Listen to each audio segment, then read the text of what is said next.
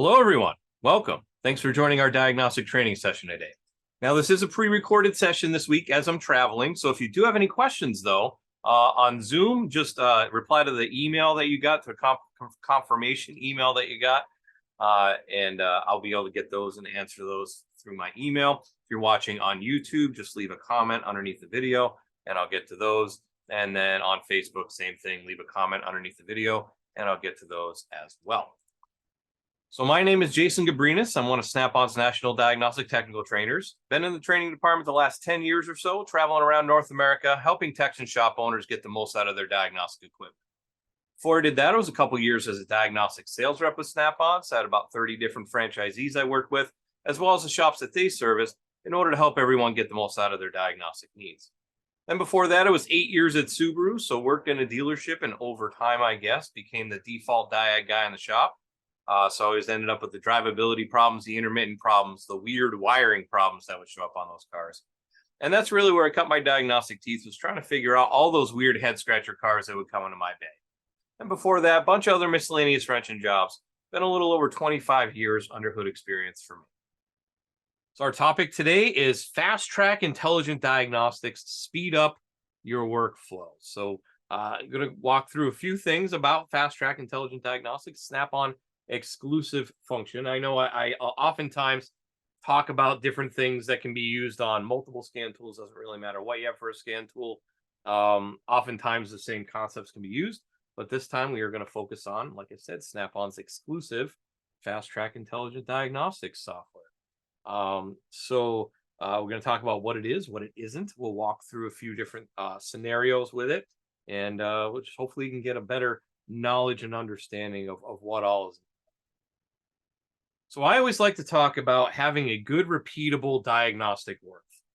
If I have the steps laid out in front of me, I can easily repeat it, and then I don't skip any steps. I don't miss anything when it comes to a diagnosis. So really, when it starts with a diagnosis with a check engine light or drivability problem, so to say, pre-scan. It's going to check all your systems for code, of course. We want to see if there are any codes in there.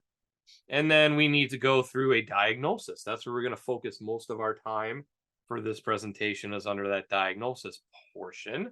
So we can actually determine the cause, see what's wrong with the vehicle. Then we get to repair. So once we figured out what's wrong with the vehicle, then of course we'll fix the problem, whatever we need to do, hang a part or clean something or whatever, adjust something we need to do. Whatever it is, we're going to actually do the repair, and then we'll go to recalibrate, reset, relearn after the fact. Oftentimes you do need to do some sort of a reset or a relearn or a calibration on a part. And then, of course, we want to road test to verify, and then do a post scan to just make sure there aren't any codes left. So when it comes to intelligent diagnostics, that all is driven off a code. So if I have a code, I can then go in and access this. But what if I don't have that? What do I need to do? What do I need to gather in order to make my diagnosis? So if codes are found, I do need to determine an action plan. I need to gather that information. Maybe it's TSBs, right? It's definitely the best first step to check TSBs on any situation on a vehicle, because that technical bulletin might be the thing that you need to fix the car. And if that's the first thing you check, then I guess you're done, right? So once you get through that diagnosis, say, oh yeah, that's exactly what that is. And then you can walk through it in a very quick diagnosis that way. Otherwise, I also need OEM info. So maybe I need a flow chart, maybe I need some specifications, wiring diagrams, what have you. Also, real world repair info. What have other technicians done in this particular case with this vehicle, with this code? What was done to fix it? Data stream, would probably be reading PID data if we're trying to diagnose a drivability problem or an engine light or something. So I need to know what PIDs to look at and things of that nature. Functional tests. Which of the functional tests, resets, relearns, calibrations might I need to use in order to diagnose this and solve this problem? And then, of course, component testing as well. So I might need to test that component to verify the failure and then verify the repair after the fact. So let's go through each one of these individually. So first one's TSBs, right? So how many TSBs could there be for a vehicle? These are all going to be rhetorical questions. Just kind of answer them on your own in your head. So how many TSBs could there be for a vehicle? Could it be hundreds? Could it be 1,000? I guess it depends on how broken the vehicle is. after it leaves the factory. How long would it take to look up the TSBs related to the code? All of the TSBs for the code, depending on what you use for repair information, it might take a little while. And then, are you sure you found all the TSBs that are related? Because it might not necessarily be a code; it could be a drivability problem. And then, are you sure you have the latest TSB information? Now, if you get your TSBs from, say, Shopgear Mitchell, we get them in faster than anybody else. So we get them instantly, pretty much. As soon as the manufacturer sends them out, they're all digital anyway. So that goes out. And then within 2 to 8 weeks, it's available to you to use, depending on where we are in our update process. So it's anywhere from 2 to 8 weeks. Other places, it can be as little as 6 months or more to get a hold of those.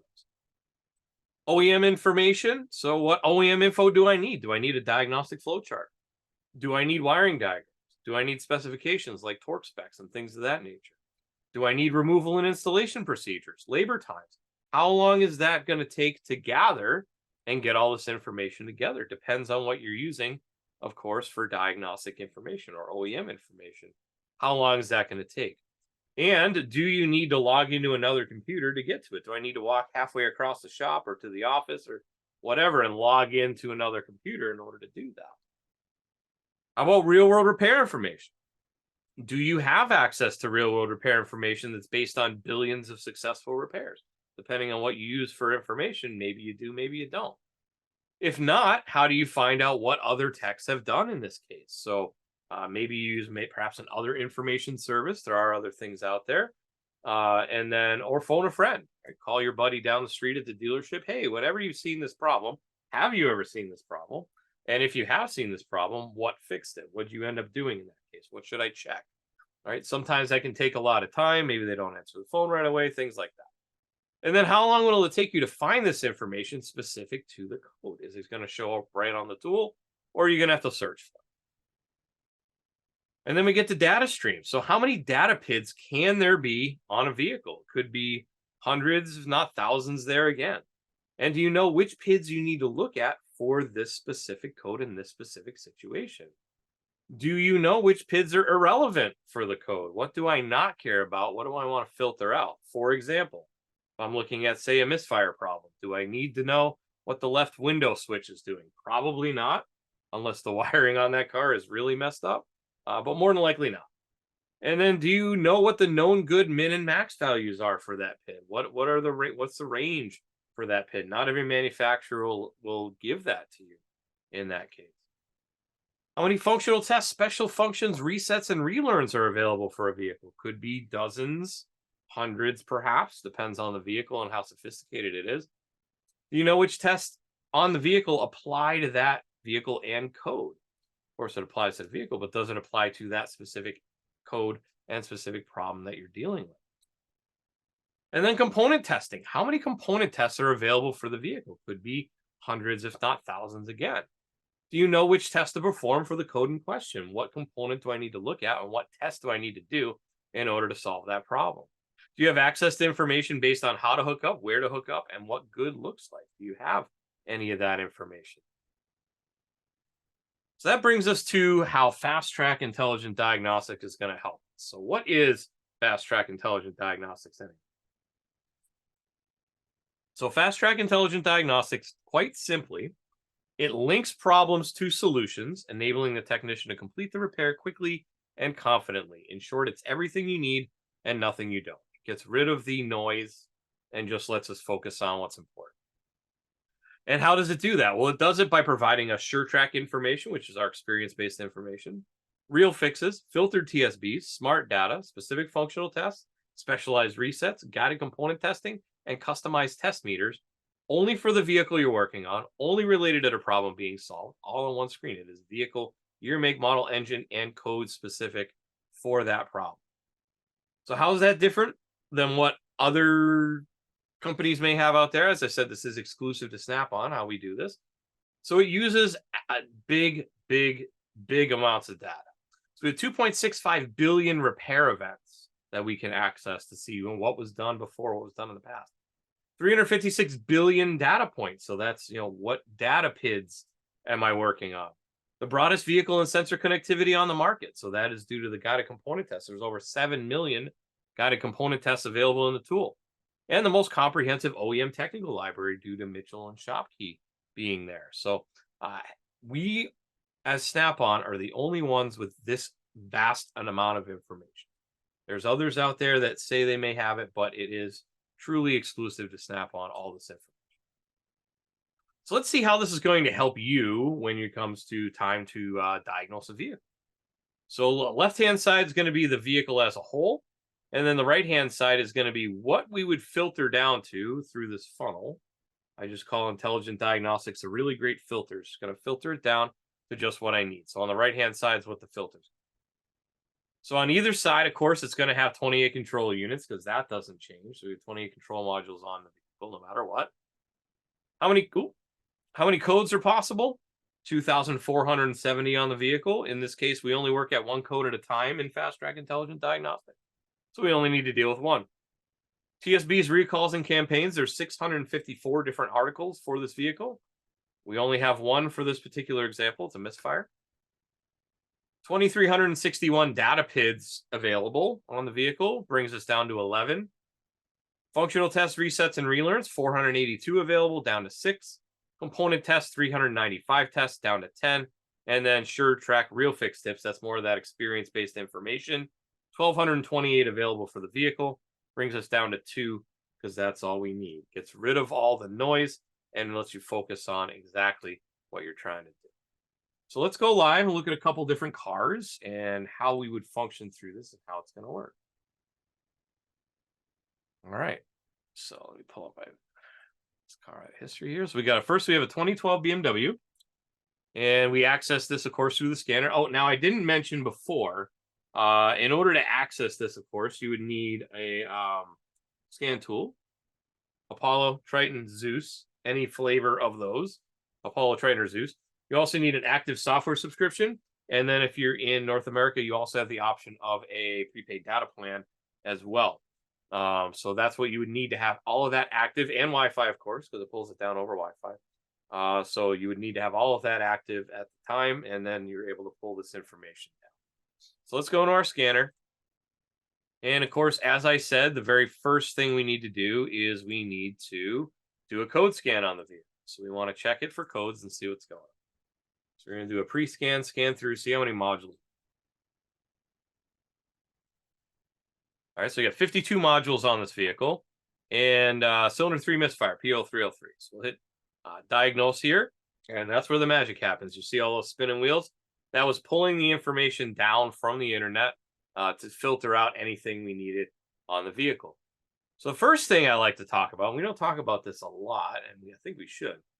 So this is a list of codes on this vehicle. So in this case, we only had one. But if I had 20 codes on this vehicle, it would list them all, and then I can just switch back and forth just from this little menu up here. Instead of having to go back, find it, go back and forth, I can just see it in the list. So that's very helpful. The other thing this does for us is it gives us a repeatable diagnostic workflow. So if I read through all this, top to bottom, left to right, just like a book, and touch on all these things, it's going to walk me through a complete diagnostic workflow that is, like I said, repeatable. So that helps me not skip any steps. So as we said, the very first thing we want to do anytime we get a car in is or anytime we have a problem, we want to check TSBs. So there's TSBs. Engine misfire due to failed ignition coil. Well, that sounds pretty cut and dry, but if we come down here, the current misfire test plan for these engines can be lengthy to complete and does not provide an effective method to diagnose a faulty secondary ignition component. So this is, ISTA is their diagnostic tool that they use in BMW, and they have what they call test plans on the tool. So when I have a code, it's going to be kind of something a little along the lines of this, but it gives you a plan, step through, yeses and nos and things. So we come down here, and it goes on to say, for vehicles with these engines, which have been in service over 2 years and 10,000 miles, during the first service visit due to ignition coil failure, replace all Bosch ignition coils with Delphi coils as indicated. Let me see. I just want to make sure. If any coils were replaced previously with a Delphi part, it does not need to be replaced. So what happened was, I think it's up here. Most likely causes ignition coil has failed, which can be confirmed in many cases with the basis diagnosis. During operation with high temperature fluctuations, the different materials used in the Bosch ignition coil construction can deteriorate over time, leading to a failure. So if we come down here and look, we see this Bosch coil. It's all plastic rubber, right? Over here on the Delphi coils that you want to replace all Bosch coils with Delphi coils, we can see we got metal in there. So that would stand up, it's like a shield. So it's stand up a lot better to any of those temperature fluctuations I'm talking about. So if you find, now, if you had not read this, if you had not accessed this, you might have a vehicle with Bosch coils in it. And yeah, maybe one had failed. So you pull it out and you replace it with another Bosch coil. Because you might think, well, that's what we're supposed to do, right? You're supposed to replace like for like. Well, in this case, that would be incorrect. They would want you to replace it with the Delphi. If you hadn't read this TSB first, this might be the only thing you need to do is just replace the coils and have a nice day. So always important to read those TSBs for sure. Top to bottom, left to right. Next one's going to be my top repairs graph. So you may have seen this before on multiples of our tools. There's many different tools out there that have this information that we have. But in this case, it's top repairs. So it gives you this extra little detail here on the front. So number one, of course, is replace the ignition coil. That makes sense, especially with that TSB. Replace the spark plug also makes sense because you're probably going to do them at the same time if you're already in there. Replace got clean throttle body. That's the next one. But notice it's replace, clean. Then this one's reprogrammed, then replaced again, then cleaned again. So it gives you that little extra detail. What did they do to it? Did they replace it? Did they adjust it? Did they clean it? Did they reprogram it? What did they do? That's that real world information. I don't have to phone a friend up. Next one coming down is going to be smart data. So once again, as I said, instead of having all the PIDs on the vehicle shown, it's going to list just the PIDs that are relevant to our problem. Now, in this case, since I'm on a demonstration mode, we're missing a couple cylinders, but we're going to bring those back in. What I wanted to show you, though, is you see we got 1, 2, 3, 4, 5, 10, 11 different PIDs on here. And these are the ones that are deemed most important for when I'm diagnosing misfire. Now, I could still go up here to the custom data list, and you'll see it also has multitude of different data sets or data categories, so to say. So if I wanted to go to smooth running values and pull in my other 2 cylinders there, we can do that. Maybe I wanted to go into oxygen sensor and just check my cat before and after cat voltage. I'd be able to see that. You'll see that there's multiple categories that I can pull from, and the tool does it automatically. I don't need to worry about knowing what PIDs I need or knowing, where I need to go or how to do a custom list or taking the time to do a custom list. It's already there. It's already set. I don't have to worry about it. I also could go in this case, we don't have any min-max values set. There's no flags here. We'll show you some in a minute on a different vehicle. But I could still go in here as well and go into setup, and then I can go in and turn my triggers on individually per PID. Once again, it's going to take a lot of time to do that. I could duplicate this. Everything that the tool does for me, I can duplicate it if I want to, but it's going to take a very long amount of time. How long is it going to take me to look up those TSBs? How long is it going to take me to figure out what PIDs I need, and then what are the min-max values that they need to be at? That's going to be the longest time, I would think, amongst all the other stuff we discussed. So this is a huge time saver just in this. Leaves you just to the pertinent information. If there's something else you want to see, by all means, add it back in. Go up to the custom data list. It gives you a good starting point, is the point I'm trying to make. Could go back into a smart data list, or I can go into any of the other data lists if I want to see the full list. Back up, go to the next thing. So we have functional tests and resets. So if I go to functional tests and resets, we see throttle valve, injectors. You can turn the injector on and off and see how it runs. So if I had a misfire on cylinder 3, I could go into cylinder 3 injector, turn it off. If it runs the same, then it could be the injector causing the problem. If it runs worse, then it's probably not the injector because I turned it off and stopped feeding the cylinder. So that's a good way to tell just from the driver's seat, just turning it on, turn it on. Come down here and go to my guided component test next. And then you see maybe accelerator pedal, crank sensor, both cam sensors, compression test, ECM, ignition test, throttle stuff. So let's go up to ECM, because that'll give me both my module location. So there's talking about how to disassemble it and how to get there even. Or I can go to my pinouts, and then it's going to tell me what each pin on each connector does for that PCM. That's helpful information if I need to test anything. Or how about compression test? This one's kind of cool. This one got added a couple years ago. So it's a relative cranking compression test using secondary probe and test leads. So the relative compression test can be checked using the regular supplied test leads, the regular yellow and black test leads that come with the tool, and in a special ignition preset that's been programmed to this test for this engine. So you would go in here, it's going to tell you how to hook it up. Battery positive, no good ground. Optionally, you can hook up cylinder 1 spark plug to the inductive pickup. And then we can see where cylinder 1 is there, cylinder 1, cylinder 1. That way we can see the firing in there. And then all you have to do is hit view meter. It's going to automatically set the voltage, automatically set the time base for you. And then you crank away and then see what's my compression relative to each other. Handy dandy little test. If I want to get to any of the other tests, it's available down here. We back up. And we get down to the bottom, we have our more SureTrack information. So this is our experience-based information once again. And we can see this is the number 1 fix. So that's coil number 3 in this case, and the spark plugs. If I want additional fixes, maybe I tried that already and I want to see some other suggestions. A lot of coils, coil and spark plug, throttle body. It goes down by count depending on how common it was. It goes all the way down to the ones. PCV ventilation is one of the availabilities. So lots of different things that we can choose from. It's going to vary depending on your make model, how many times it's been fixed, how many different fixes are available. Next one is troubleshooter. So that's going to have, usually it's code set criteria mainly, and what to expect when you do get this code. And then lastly, if you're in North America and you have Shopkey or Mitchell, you can click on repair information. What it's going to do is going to log you in. It's going to log the vehicle in for you. You might have to make a couple choices just because I'm in demo mode here. It doesn't, not everything transfers. Come over and then it's going to perform a search for you as well. So I can come over here. Maybe I suspect it's the coil. And then we can see all the different information we need. So here's the OEM test procedure. So we can go through here. And there's your test procedure. Here's what you need to do. I can go over here. Got a component tester in here as well. Component locator, wiring diagrams. If I wanted to go into my wiring diagrams, there's the coils right there. I can go in. Going to highlight the wires on the first coils there. If I want to do the other 3, I can do that too. Oops. There we go. There's everything. And then I can go here and I can see all the wires related to the coil. Super simple. Oh, by the way, I'm on a Zeus Plus.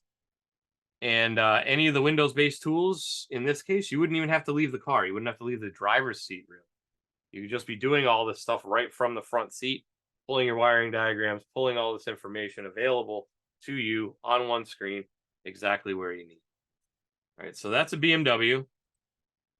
Let's go look at F1. Let's go look at this Camry first. I'll look at a Toyota Camry with the same problem, because I can only really program one code at a time. Go in there, do a pre-scan.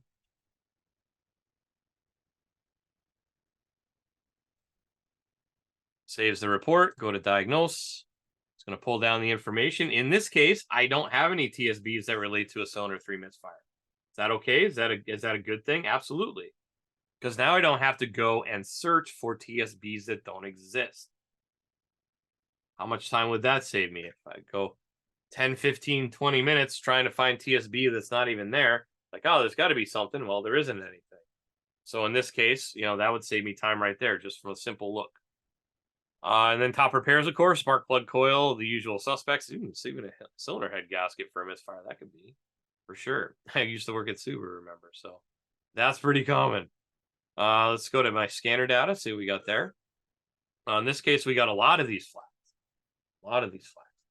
Now, of course, this is just dummy data, so it's not necessarily, some of it's not logical necessarily, like this negative number, but we can still see how it works. So we can see this red flag here, short-term fuel trim. Let me zoom out a little bit so I can see where it was right at the very beginning, where the problem was. Same with the knock. Well, you'll notice that there's a dashed line here and a solid red line here. So when that PID triggered, it'll set a red line. Let me stop. I think it's going to be right away, yeah.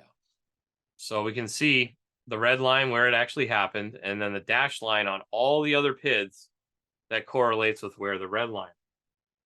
So that's going to give me a good look at cause and effect. So when one went out of parameters, did it affect the other ones? Now, also note that smart data should only be used when the vehicle's idling at operating temperature with no loads present. I want to make sure that I am at that state in order to do this. Second, you hit that accelerator pedal, all bets are off, because all the all of the different fuel trims and pressures and all the stuff goes away when I tap the even so much as tap the throttle. So we want to have it at a good idle, operating temperature, no. All right, and then let's see, functional tests, same type of thing, lean rich, compression check, fuel cut, that's your injectors. Got a component test, crank sensor, cam sensor, ECM, the usual suspects there. Come down the bottom. Fewer counts on the fix-its is probably less of an issue with these vehicles. It's a Camry, it's pretty reliable, so I'd imagine.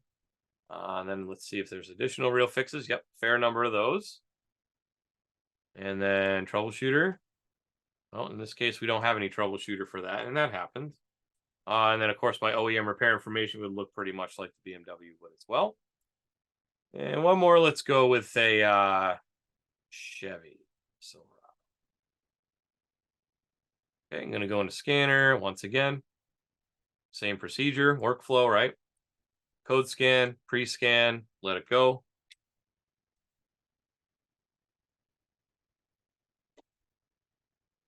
All right, there we go. Cylinder 3 misfire, diagnose, pulls down the data for me. 6 TSBs in this case.